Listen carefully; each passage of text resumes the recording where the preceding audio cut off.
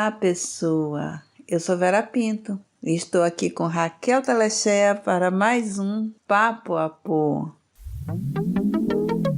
Papo Apô? Papo Apô? Papo Apô? Papo Apô? Papo Apô? Papo Apô? Papo Apô? Não importa se você é aposentada, apologética, apoteótica, apoquentada ou outra por qualquer. Aporta aqui que este podcast é feito para você. Se você gostar do nosso trabalho, faça um pix para nós com a quantia que você desejar. contato@papapô@gmail.com. Fazendo isso, você vai estar gerando trabalho para jovens mulheres e apoiando as pessoas que cuidam dos animais que estão abandonados nas ruas da nossa cidade.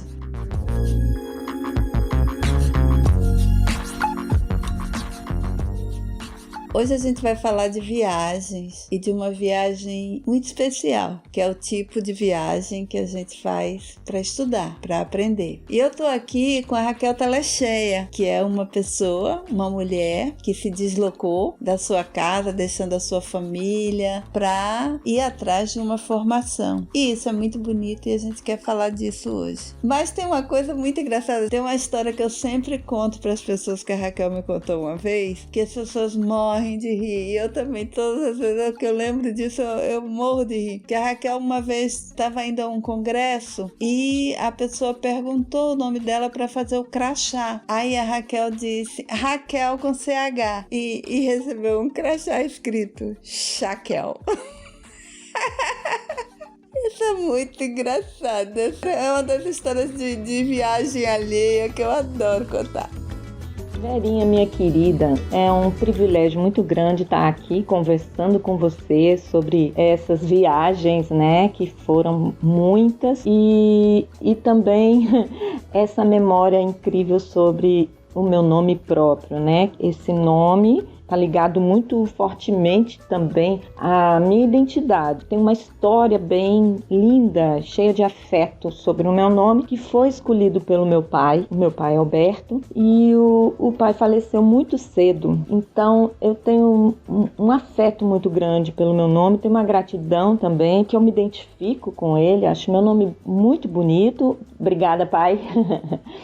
E tem isso, né, Verinha? Tem essa coisa, toda a vida tem histórias sobre Raquel C com CH. Eu já lido bem com isso e tem uma coleção de histórias como essa que você contou aí e eu achei bem divertido. Mas, Raquel, a gente está aqui, é um imenso prazer receber você. Então, no primeiro momento, eu queria que você falasse um pouco sobre o que é para uma mulher fazer esse tipo de empreitada. Como você se organizou? Como você decidiu? Essa viagem para a formação, ela tem uma história muito bonita, realmente. Eu estava numa condição de muito privilégio, tive suporte muito grande do pai dos meus filhos, que não apresentou nenhuma dificuldade de ficar sendo o pai dos próprios filhos durante os períodos em que eu me ausentava para estudar. Também tive muito suporte de várias pessoas, amigas, deixar os meus filhos, o meu trabalho e fazer essas viagens, para mim foi muito tranquilo, vamos dizer assim. A parte intranquila era mais voltada para uma insegurança mesmo, que nos acompanha nessa coisa de ser mulher, isso que a gente fica muito vulnerável nessas circunstâncias de se deslocar, que nos provoca uma sensação de medo, de invasão, de assédio. Verdade. Mas fora isso, eu pude me organizar com muita tranquilidade. Foram 4 anos, de 3 em 3 meses, quer dizer, 16 vezes, indo e voltando e ficando com o grupo lá. Eu decidi fazer essa formação porque aos 28 anos eu tive o meu caçula, que apresentou várias questões no desenvolvimento da linguagem dele. Ele tinha processo mesmo de imaturidade que provocava incômodos de várias questões, como o sono da família, a linguagem mesmo dele, o desenvolvimento da fala, a forma que ele se tornou cada vez mais agressivo em função mesmo dessas imaturidades. E eu recebi muita orientação de neuro, de psiquiatras infantis, e essas orientações elas eram todas voltadas para a questão medicamentosa, para evitar que ele tivesse tais comportamentos do que propriamente buscar por que ele tinha esses comportamentos e que tipo de intervenção adequada poderia se fazer naquele momento. E isso me provocava um sentimento de insatisfação e, ao mesmo tempo, de não considerar que aquela medicação ou que aquele tipo de intervenção estivesse de fato colaborando com o processo de evolução natural do meu filho. Então eu fiz tudo o que era possível, eu procurei todo tipo de ajuda, fiz todo tipo de avaliação, troquei de médicos e aquilo me perturbava muito. Então eu procurei uma forma de desmamar aquelas medicações, porque era uma coisa assim que quando ia passando o efeito, parecia que surgia assim uma energia, um poder naquela criança tão grande que ele seria capaz de destruir muitas coisas. Então eu pensava assim, nossa, é como se essa medicação funcionasse feito aqueles chiqueirinhos, né, que a gente colocava eles dentro. Então, é como se a medicação colocasse dentro daquele chiqueirinho todo o poder e energia dessa criança, e quando esse medicamento ia passando, vinha de lá uma força que era capaz de jogar coisas e empurrar coisas. E eu via que não se tratava só de ser agressivo, era mesmo uma coisa de ter necessidade de se comunicar ou de não saber como organizar de verdade aqueles sentimentos, aquelas emoções, aquelas situações que naquele momento, na minha ignorância verdadeira, porque, é claro, eu ignorava o que estava acontecendo, mas eu sentia que aquela intervenção não estava funcionando. Então eu levei para a homeopatia. A profissional que atuou com ele chama Regina Coelho e ela é maravilhosa. Sim, Nesse processo de tô desmamando, tô fazendo homeopatia, tô levando para nadar na piscina e tal, para organizar tudo isso, eu conheço a Yara e eu comentei, óbvio, a coisa que mais me movimentava era isso. Como que eu vou promover um desenvolvimento salutar para o meu filho, se eu já procurei muitos caminhos dentro da medicina e eu não estou vendo tanto desenvolvimento. E aí a Yara falou, Raquel, leva ele lá no consultório para a gente fazer uma avaliação. E a Yara começou a desenvolver esse trabalho com ele e assim foi uma coisa incrível. Meu filho apresentou um desenvolvimento tão incrível que eu falei assim, gente, o que é isso? E fui lá para o consultório e fui me aproximando ainda mais e a Yara cada vez se tornou uma pessoa mais próxima para mim e que eu queria compreender aquilo que ela estava fazendo. E o que é, Raquel, exatamente que ela fazia? Qual é o método, como era? Se chama Método Padovan, foi desenvolvido por uma professora que era pedagoga Waldorf, professora Beatriz Padovan, inclusive uma das bases do método Padovan desenvolvido por ela é a antroposofia, e nesse método existe uma retomada de toda a potencialidade que está ali pronta para ser nutrida, para receber impulso, que já vem na programação neurofuncional da criança, do ser humano. E eu achei incrível e comecei a estudar mais. Então, nisso se passaram muitos anos, aproximadamente 4, 5 anos, e o curso apareceu lá em Fortaleza e foi a Yara quem disse a mim. Foi assim que eu decidi. Eu decidi inicialmente como mãe e como educadora. Hoje eu compreendo ainda mais que, na verdade, era uma escolha voltada também e principalmente para o meu próprio caminho, para a minha própria autoeducação. vocês quiserem saber mais sobre o método Padovan, eu dou assim de todo o coração esse conselho. Escrevam CENOMP, com C, que significa Centro de Estudos do Método Padovan, e vocês vão conhecer mais sobre esse trabalho incrível que é um estudo que norteia e que foi determinante para que eu tomasse essa decisão que você me perguntou. Eu vivi um período bem profundo e bem incrível da minha vida nessa rotina desse curso, que foi um grande presente que eu dei para minha alma, para minha família, para os meus amigos.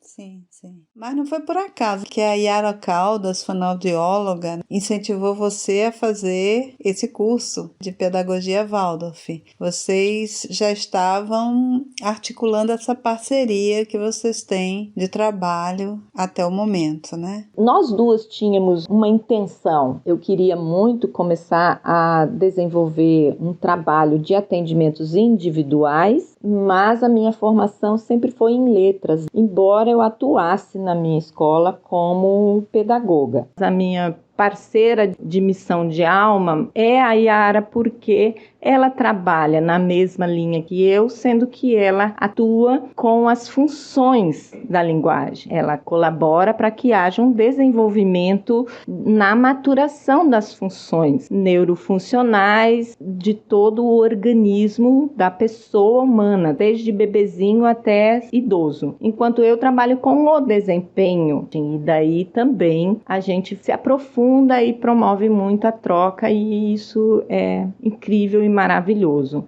Raquel, eu sei que as pessoas vão nos perguntar, escrever perguntando, depois de ouvir todas essas coisas maravilhosas que você acabou de dizer.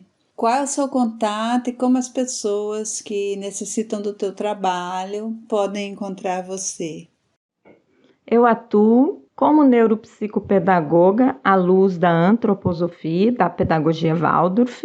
Vocês podem localizar no direct Raquel Telechea, neuropsicopedagoga, no Instagram. Só não esquece que é Raquel com CH. E a minha sala fica exatamente ao lado da CENOMP, no 4º andar do edifício Pronatal em Lagoa Nova. Vai ficar na descrição aqui o contato. Eu queria que você falasse um pouco agora da antroposofia e principalmente dos princípios pedagógicos educativos da pedagogia Waldorf. Como surgiu essa escola, como eram as aulas que você teve nessa formação, como é uma escola Waldorf. Enfim, viaje com a gente, nos leve a esse mundo Waldorf.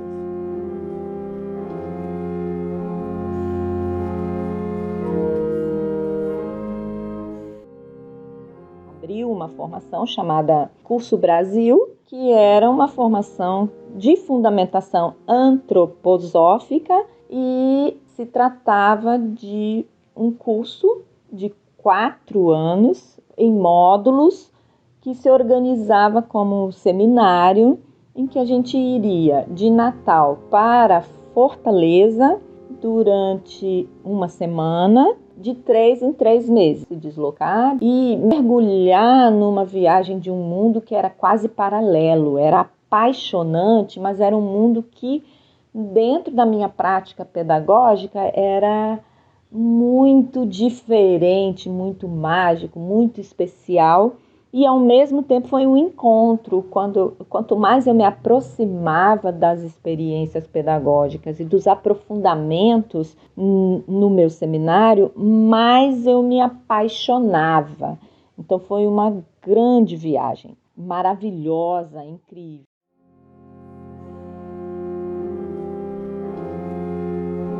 Então, antroposofia vem do grego, literalmente, né, o termo mesmo, antropos, que é humano, homem, e sofia, que é a sabedoria, no caso a gente usa como conhecimento, né? Então a busca da sabedoria sobre o humano. E dentro desse estudo profundo do homem, a gente considera que o humano, a natureza e o universo, eles são uma coisa só, e ao mesmo tempo que eles são uma coisa só, eles estão totalmente interligados. Mas a gente só aprofunda isso mesmo a partir da fundamentação. A pedagogia Waldorf, ela surgiu a partir de um convite que Rudolf Steiner, o seu criador, recebeu para dar aula para os filhos dos funcionários de uma fábrica de cigarros na Alemanha que chamava Waldorf Astoria.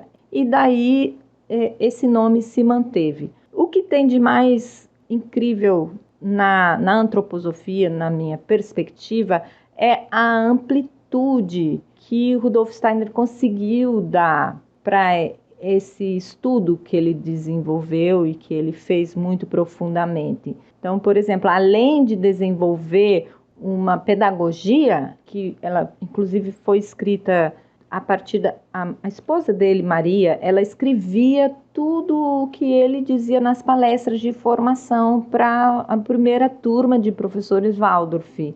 E depois que tudo isso foi organizado, nós temos até hoje 3 livros que se chamam Arte da Educação 1, Arte da Educação 2 e Arte da Educação 3. Só que não é só isso, não. Ainda tem a medicina antroposófica, ainda tem uma farmacologia antroposófica, tem a agricultura biodinâmica, a euritmia, que é uma arte do movimento, que tem todo um plano cênico, que é também pedagógica, também terapêutica e que é linda de se ver. Nossa, a euritmia é uma viagem por si. Tem a arte da fala, que é também uma das minhas atividades preferidas, que é essa capacidade e o desenvolvimento da utilização das nossas cordas vocais e a nossa dicção para comunicar, para conseguir passar os nossos sentimentos, os nossos pensamentos, a nossa organização discursiva,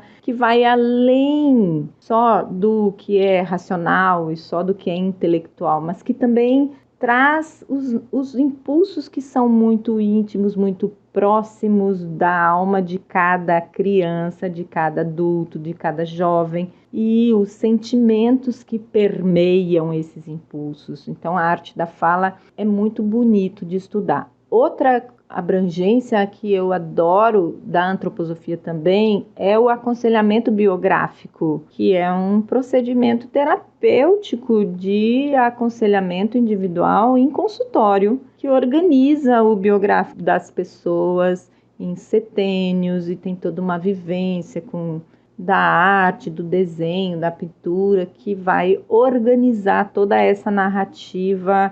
Eu me lembrei agora que o aconselhamento biográfico, que é esse procedimento terapêutico, teve um período que eu achava muito íntimo daquela disciplina que nós pagamos juntas, que era sobre as narrativas do biográfico, que inclusive o teu doutorado tu fizeste nessa linha do biográfico, né, Vera? Sim, então eu consegui encontrar muitas partes assim que se aproximavam, claro, porque falar de si sempre foi uma necessidade do ser humano e quando a gente fala, a gente pode entrar num percurso de cura, de organização, de trazer para a consciência, sim e não. Por quê? Porque como a gente aprendeu lá com Jossô, né?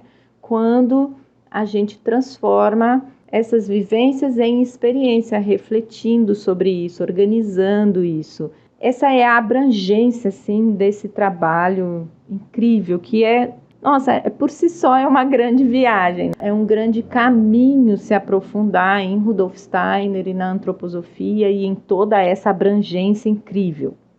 O curso que eu fiz, conforme você me perguntou, ele tem um período muito grande de aprofundamento na antroposofia. Porque a antroposofia, ela tem muitos fundamentos. Quando a gente fala assim em princípios, nós preferimos chamar de fundamentos. Então, por exemplo, um dos fundamentos da pedagogia Waldorf, por exemplo, a liberdade individual. O que seria isso? Seria, por exemplo, a gente acredita que a condução pedagógica ela é mais feliz, mais adequada, na medida em que ela tem como objetivo, como grande diferencial, levar as crianças a perceberem que elas são capazes de fazer escolhas, mas que todas as escolhas elas precisam ser muito conscientes, porque a partir delas a gente tem as consequências também. A liberdade individual, que é a grande promoção da pedagogia Waldorf, ela está ligada a essa noção muito clara. O homem,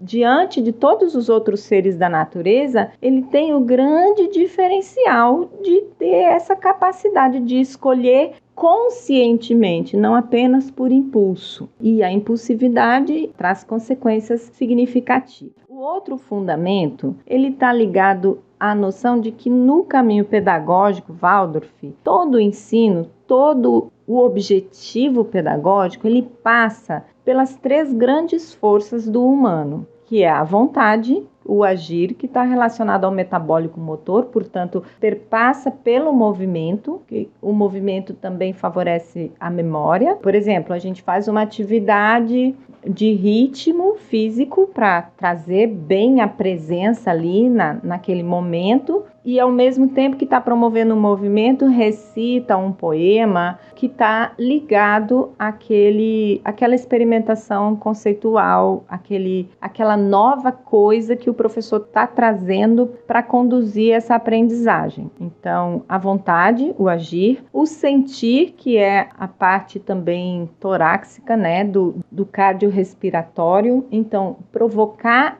emoções a partir daquilo que a gente pretende que esse grupo aprenda, que haja essa construção e que ela seja moldada também com emoções. E que, então, depois de passar pela vontade, pelo sentir, de passar pelo movimento e pelas emoções, a gente vai sistematizar. Na pedagogia Waldorf, a gente vai falar do pensar. O pensar é mais frio, é aquele momento, então, que vai ocorrer dos alunos estarem, por exemplo, sentados, escrevendo, desenhando e registrando aquelas aprendizagens conceitualmente junto com o professor. Então, esse fundamento é sine qua non dentro da pedagogia Waldorf. Vamos supor, estão estudando o Egito.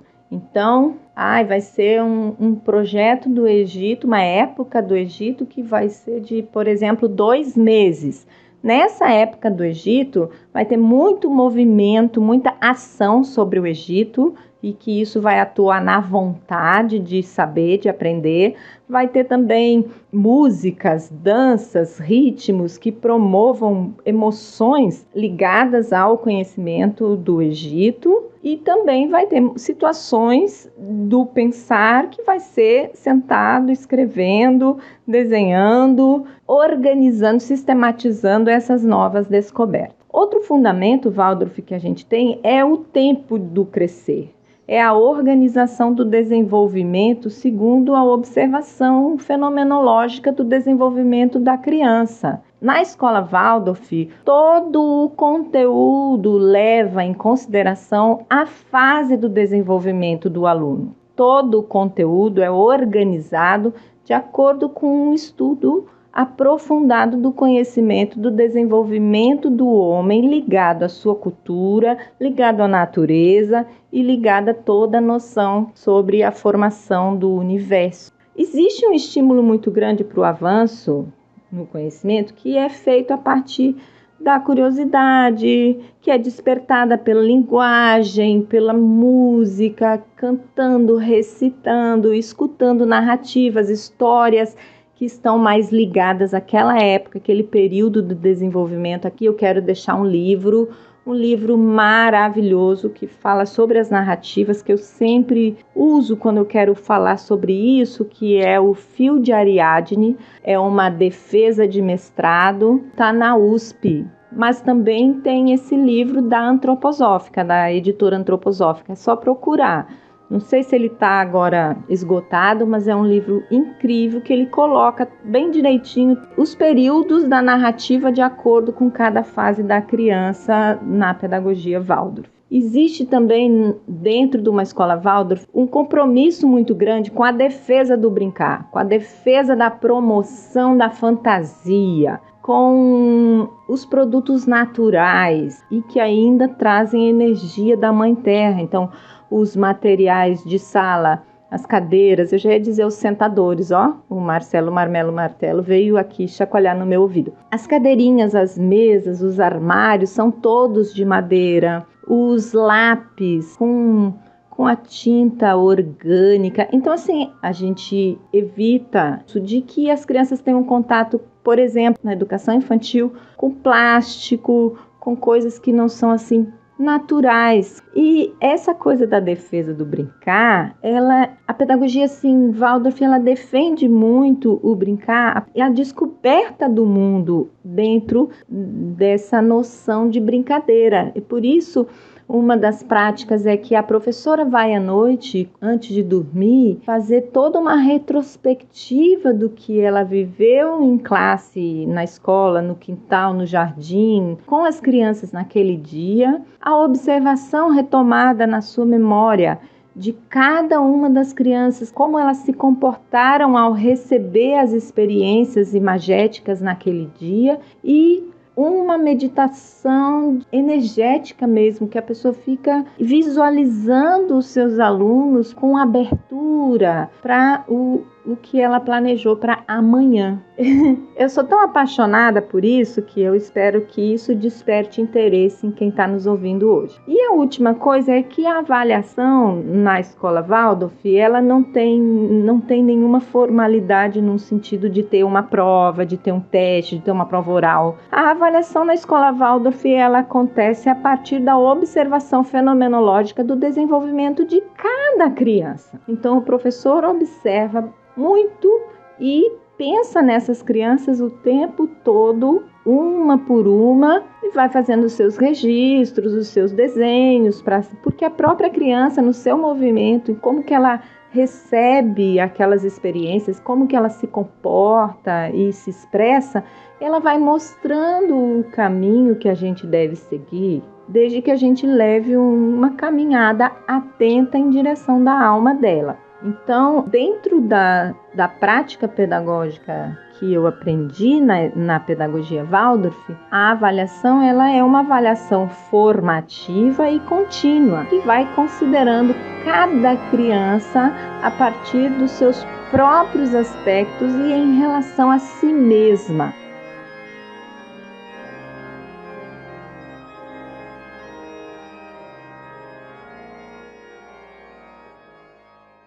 Agora que a gente já sabe o quão interessante isso tudo é, conta pra gente, para as pessoas que estão ouvindo, que queiram fazer essa formação, onde elas podem buscar e o que elas precisam levar na bagagem, né? Que tipo de bagagem elas precisam ter, seja uma bagagem física ou uma bagagem mental, espiritual, para fazer esse tipo de formação.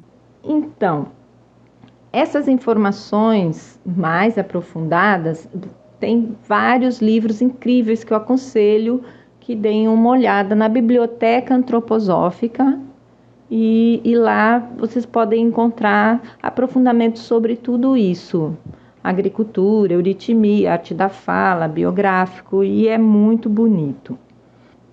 Essa pedagogia e a antroposofia, elas falam para minha alma e eu fico muito feliz de poder contar para quem ainda não ouviu falar, poder se aprofundar um pouco, porque é possível a gente aprender muito e admirar profundamente essa filosofia, que é uma filosofia espiritual também, porque parte do princípio, né, que nós somos feitos de corpo, alma, espírito, que é o que Rudolf Steiner vai chamar de trimembração, né? E que nós todos temos possibilidade de rever e de repensar toda a nossa história, todos os nossos caminhos, a partir do nosso espírito, da nossa individualidade, também se manifestando no nosso corpo físico, né? E a nossa psique de alma, elas estão todas trimembradas, tanto que hoje a gente pensa isso e fala muito sobre isso, né, a pessoa está somatizando. Claro, porque essa separação, né, a gente já sabe que ela não existe, Mas a entidade humana, segundo a antroposofia, ela tem umas inter-relações de uma complexidade que é relativamente simples e altamente linda. Eu queria dizer que estudar e se aprofundar, especialmente sobre o humano, é sempre incrível e sempre vale a pena, porque quando a gente pensa o outro, a gente está pensando a gente mesmo. Tudo aquilo que nos incomoda no outro, de algum modo, em algum ambiente da nossa psique, pode ser um espelho, né? Que Narciso acha feio o que não é espelho, mas também acha feio o que é espelho. É complicado.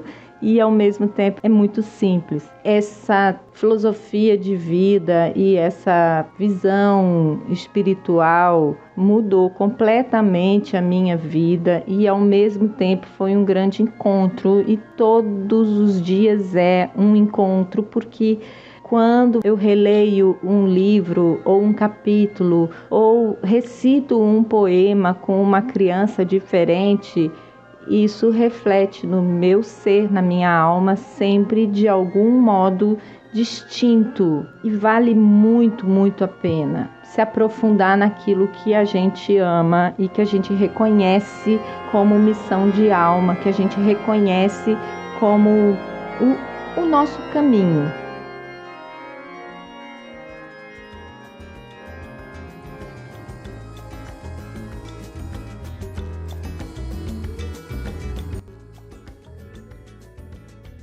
Por fim, Raquel, eu queria agradecer muitíssimo a você, a sua participação, por ter sido professora dos meus filhos, que foi uma grande professora na saudosa Escola Viva, que formou toda uma geração de gente boa. Eu queria também comentar que nós fizemos uma formação juntas, né, com o projeto Petrobras Fome Zero, pela UFRN, e que foi um aprendizado muito, muito importante para mim estar com você naquela formação. Isso me ajudou muito como professora da UFRN de Educação Alimentar e Nutricional. Eu inseri muitos aspectos das práticas que aprendi com você, que já era uma pedagoga Waldorf, e eu tenho muito a agradecer, eu sou muito grata a você por isso, por ter participado comigo dessa formação e também ter me formado naquele momento. Então a minha gratidão é imensa, e ficam aí as palavras finais de incentivo a todas as mulheres que precisam deixar seus filhos, precisam deixar muitas vezes o seu companheiro para ir fazer uma formação fora da sua casa. O que você tem para dizer para essas mulheres para encerrar o nosso programa com chave de ouro? Um beijo muito grande, Raquel.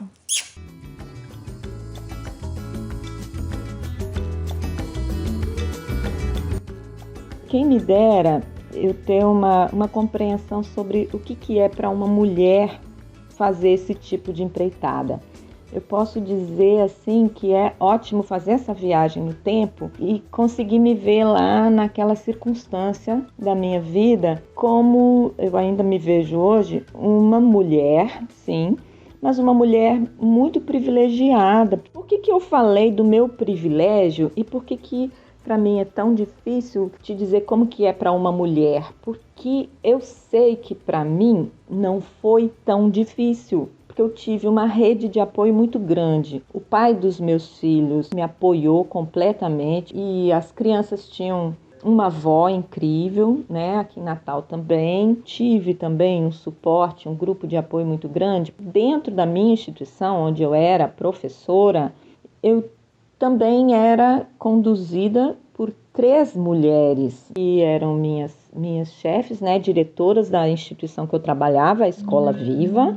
E aí eu tinha a Ana Lúcia, tinha a Maristela, tinha a Helene, que eram assim as 3 sócias, que elas eram incríveis. Então, quando eu falei para Ana Lúcia, que era minha coordenadora na ocasião, minha orientadora pedagógica, eu quero muito fazer essa formação, mas eu vou precisar me ausentar por uma semana, de 3 em 3 meses. Ela não titubeou. Ela disse, tudo bem, eu substituo você. Então, assim, nossa, eu tenho muita gratidão. Eu não acredito em conquistas que a gente não tem, assim, um suporte, porque a gente não está só no mundo, né? Tem a dedicação individual, mas a gente também tem suporte de várias pessoas que colaboraram para que a gente conseguisse trilhar esse caminho ou fazer essa viagem.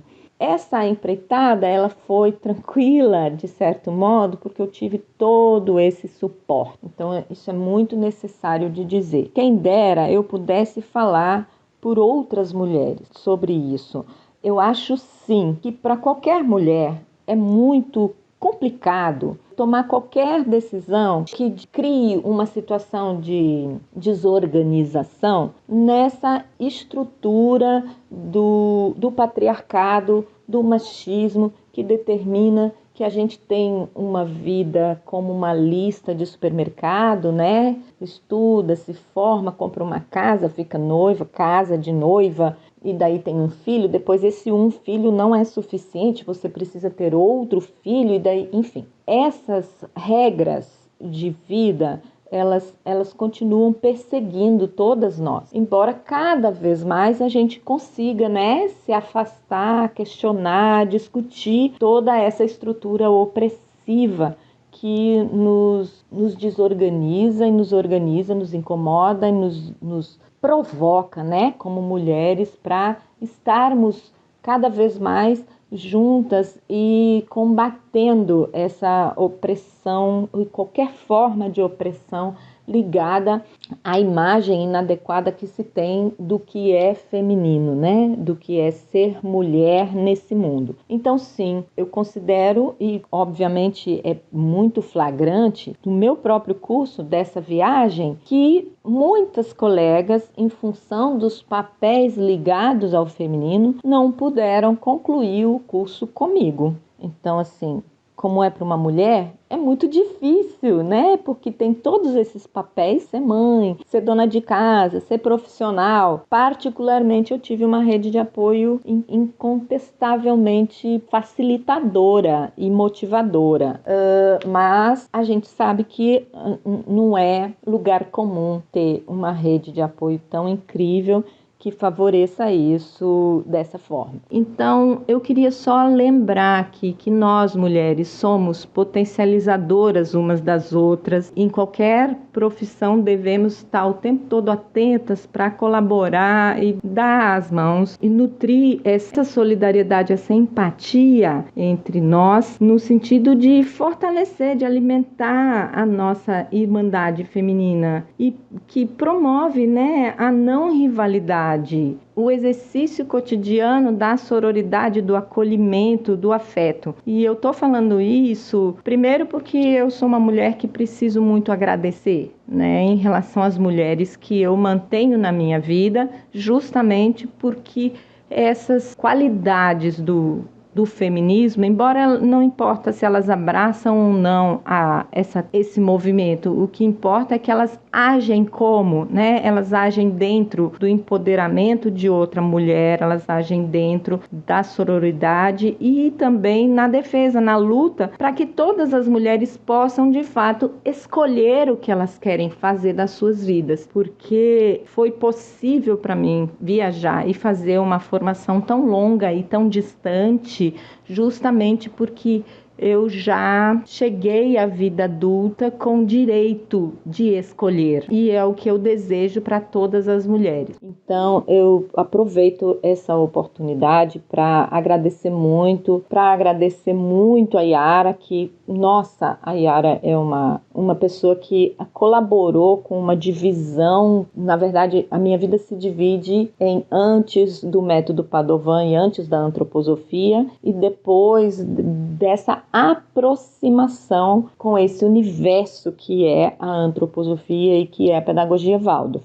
As mulheres da minha vida me potencializaram muito e ainda me potencializam muito. Você, Verinha, sabe que você é uma dessas mulheres, a Yara e a minha mãe. E eu queria aqui mandar um abraço para Thalita, para Mádila, para Carla, para Graça, para Ângela e, sim, honrar também a minha mãe, aquela mulher incrível que, com tanto amor, me empoderou muito, né? E me tornou muito apaixonada pela vida, pela minha vida, por mim mesma.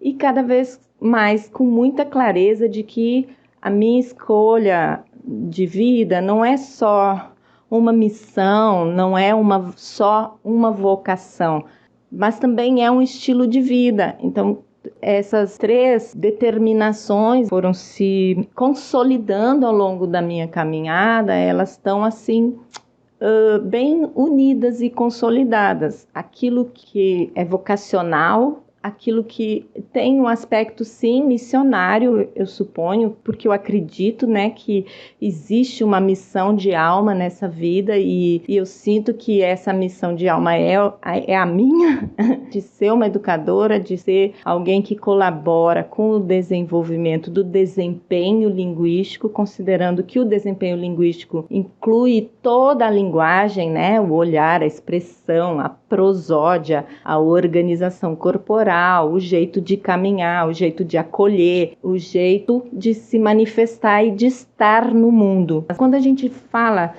como que é para uma mulher, eu preciso colocar que existe essa necessidade de trazer para o diálogo sempre, quando a gente fala em mulher, falar sobre feminismo, falar sobre empoderamento feminino, falar sobre a não rivalidade entre as mulheres. E eu estou reafirmando isso.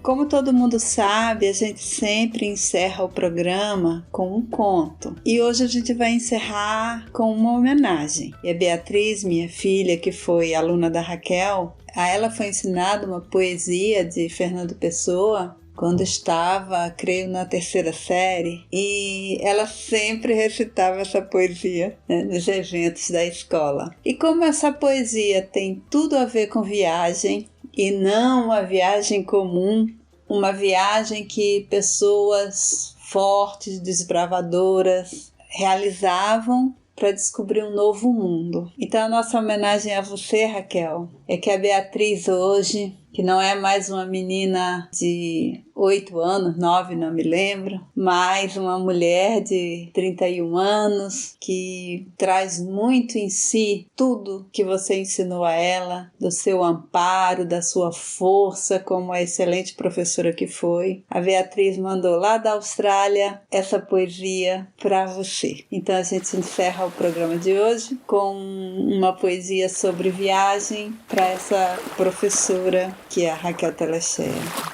Essa é a clássica poesia declamada por mim nos eventos da Escola Viva, que quem me ensinou foi a professora Raquel Telechea.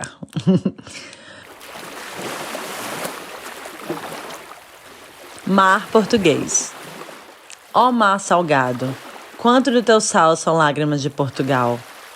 Por ti cruzarmos, quantas mães choraram, quantos filhos em vão rezaram, quantas noivas ficaram por casar. Para que fosses nosso, ó mar. Valeu a pena? Tudo vale a pena se a alma não é pequena. Quem quer passar além do bojador, tem que passar além da dor. Deus ao mar o perigo e o abismo deu, mas nele é que espelhou o céu. Fernando Pessoa.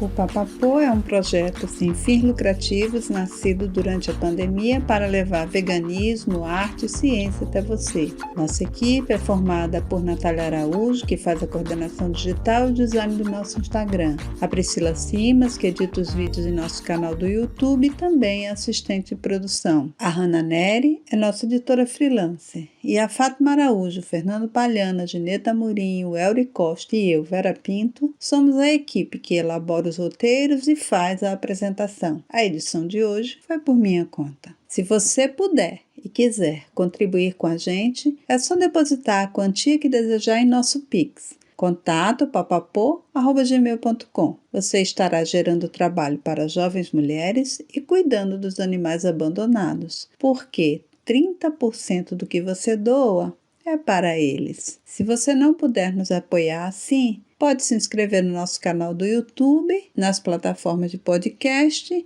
e compartilhar o nosso trabalho com os teus amigos. Isso já será um grande apoio. Fizemos o episódio de hoje para expressar nossa admiração às mulheres que, apesar de toda a pressão social, viajam para realizar uma formação. E a gente espera que você pense bastante, pessoa, sobre a importância de oportunizar ou apoiar a educação de mulheres que estão ao teu redor. Agradecemos de todo o coração a participação de Raquel Telechea no episódio de hoje.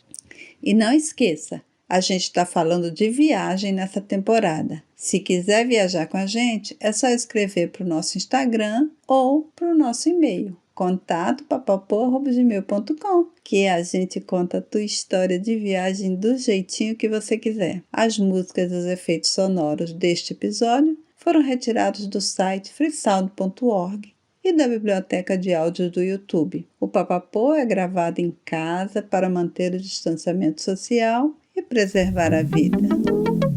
Papo a pô. Papo a pô. Papo a pô. Papo a pô. Papapô! Papo a pô. Yes.